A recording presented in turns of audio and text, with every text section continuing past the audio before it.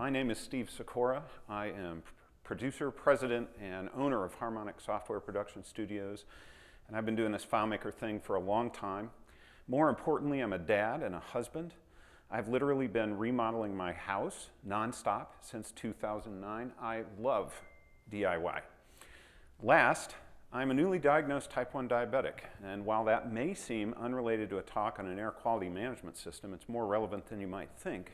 As you'll see in my coworker Daisy Graves' session immediately following mine, there's a lot of data coming out of our diabetes tech, and both of our sessions are asking how can we leverage technology to serve and enhance the human condition. My session is titled The Air We Breathe, and we're going to discuss the challenge, the solution, how and why it works. Buckle up and let's go for a ride. With a growing populace and rapidly increasing urbanization, most countries face increasing air pollution challenges. Plus, our indoor air quality is often significantly worse than the outdoor air.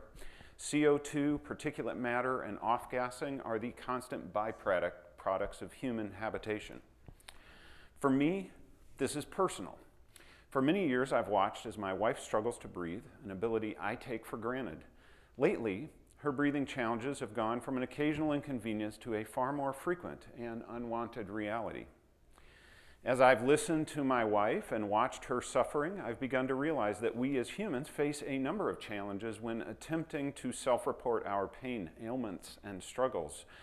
This can increase the difficulty of seeking help, whether professional, institutional, or private. Professionals want to deal with facts. They want to dispense advice and treatments that are safe, risk-managed, and peer-reviewed. But what if I don't want to live the rest of my life on your steroids?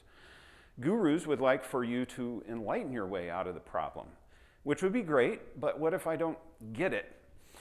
Those of us who are afflicted, especially people with chronic and difficult to diagnose conditions, tend to own our own problems. It often seems that no one understands our challenges. Many hours and dollars have gone into attempts at diagnosis and treatment, but answers remain elusive. We know that she has microbial sensitivities, pet dander is strictly off limits, and outdoor air quality is highly correlative to her ability and capacity to breathe. But nothing we tried really seemed to help. So, how can I help? How can I mash up the objective with the subjective, present it for analysis, and submit it for action? Let's see what we have. We've got subjective input, objective data streams, we've got analysis, and we've got action. That sounds like a mobile app, a database server, a reporting and data manipulation tool, and some API integration. I think we need a platform. And cats. Introducing the Cat Suite. Why cats?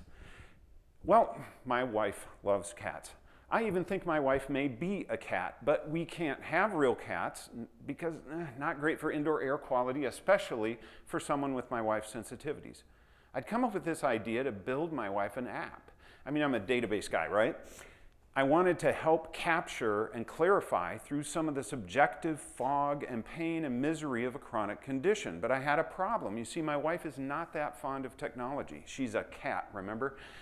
Ask her to put something on her calendar, and she picks up this book.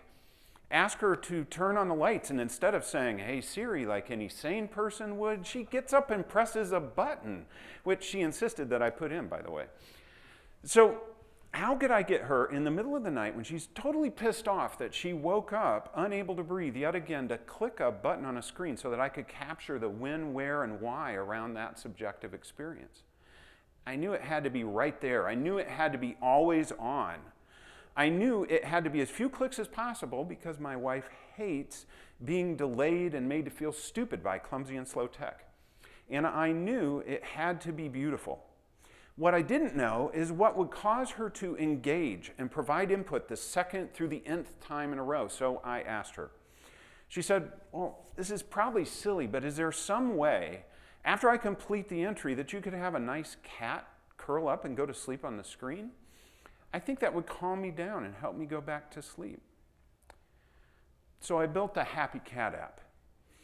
It's a dedicated interface, an old iPad Mini 2, that sits permanently on my wife's nightstand and acts as her clock and input device. It has beautiful hand-drawn art by my daughter, and it targets a sweet spot of data capture and motivation.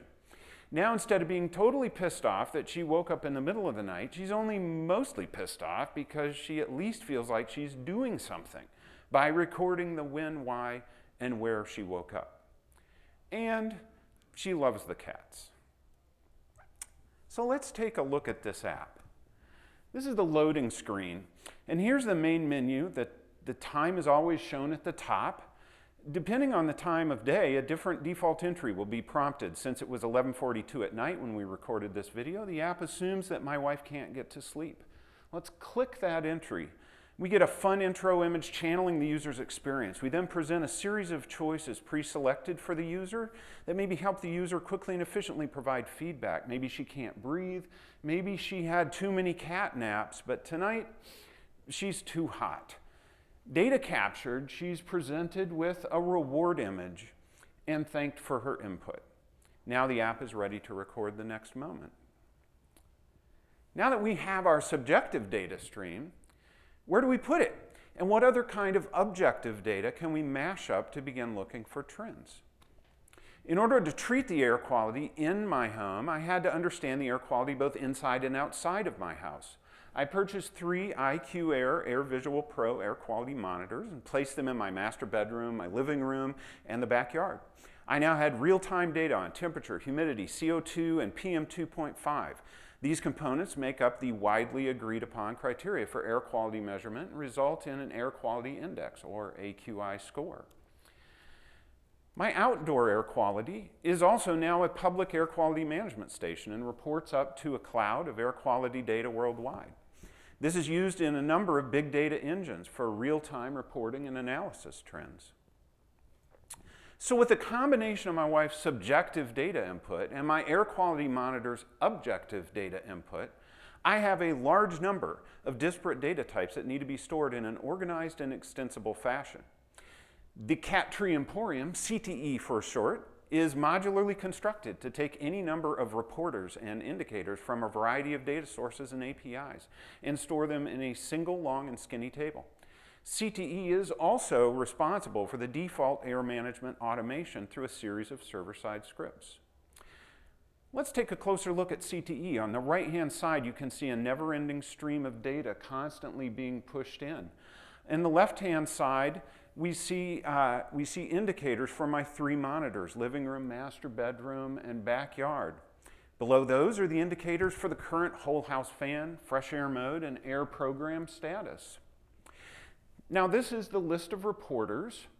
Currently there are 3 air monitors, 2 apps, and a fan system.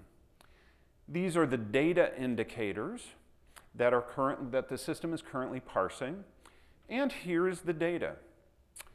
We can see a whole house fan. We can see an air mode data and a bunch of subjective data provided by my wife. So now that we have the objective and subjective data streams, we need to analyze and present that data for review and action. This is where the human element comes in and represents, to me, one of the most powerful aspects of FileMaker as a workforce innovation platform.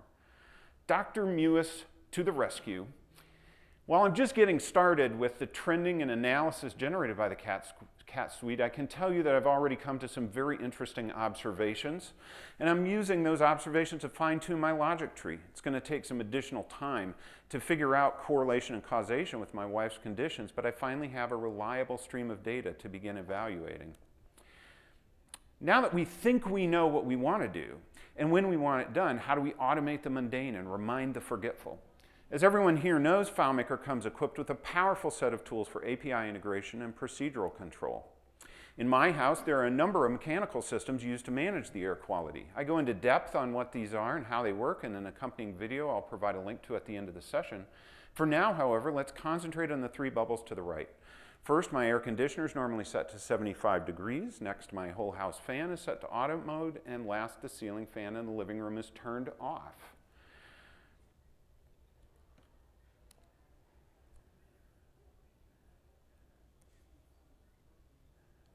Now, Let's compare exercise mode. Here, I've turned down the AC to 72 degrees Fahrenheit. I've switched the whole house fan to 10, which has activated fresh air makeup mode, and I've turned the ceiling fan on high. Finally, there's party mode. Here, we're also cooking, so all the mechanical systems are active. The other difference is that the whole house fan is running at speed 5 to reduce the noise. So let's build an app. I do like tech, so the idea of being able to pick up my iPad, click one button, and have it automatically switch modes and set the mechanical systems accordingly is very compelling. Further, I do want to be able to tell Siri to launch party mode. I call this final app the laser pointer because, well, laser pointers are how we get cats to do what we want, right? This is a simple app doing powerful things. On the right, you can see the settings associated with default mode. Now let's switch to exercise mode and see what happens.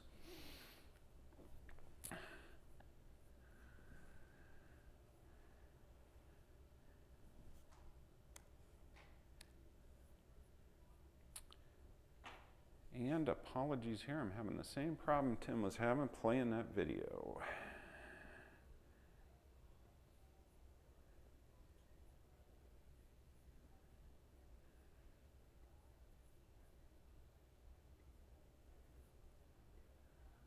See if we can make it work this way. We are gonna switch to exercise. Oh dear. It's not gonna play this way.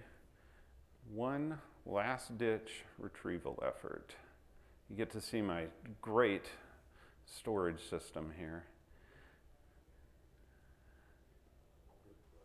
All right. Now it's going to play for us. Okay, we are going to switch to exercise mode here in a second. And what we're going to see when we switch to exercise mode is that the settings on the right-hand side are going to change. They're going to change to 72 degrees Fahrenheit. The whole house fan is going to switch to 10. And the fresh air mode is going to turn on to high. Now, after that happens, or how does that happen? I've got in my attic a Raspberry Pi, which we just heard about, running 2 control boards. The control board on the right is a voltage controller setting between 0 and 10 volts. When that control board sets a voltage above 0 volts, what happens is it turns on the whole house fan at a level to begin removing stale air from the house. This is the whole house fan that you can see up in the attic portion of my house. It also switches a relay, and that relay causes my fresh air intake system to activate and to begin pulling fresh air in from the outside instead of recirculating and ventilating air in the house. Now, when that happens, the pressure in the house starts to drop because we're exhausting air rapidly, and you can see that in the graph in the middle. What happens is my makeup air system begins to compensate by bringing the air back up and replacing the air in the house system. Now, let's switch it back to default mode. We see the settings go back to how they are normally set. And what we'll see happen to the air pressure is that it will begin to normalize again and switch back at the normal pressure in the house. All right, and I am going to really fast switch back here and finish up for you guys. So how does it work and why does it work? First, special thanks goes out to FileMaker, my daughter and her art, as well as my wife and her inspiration. It works because all of them are awesome, of course.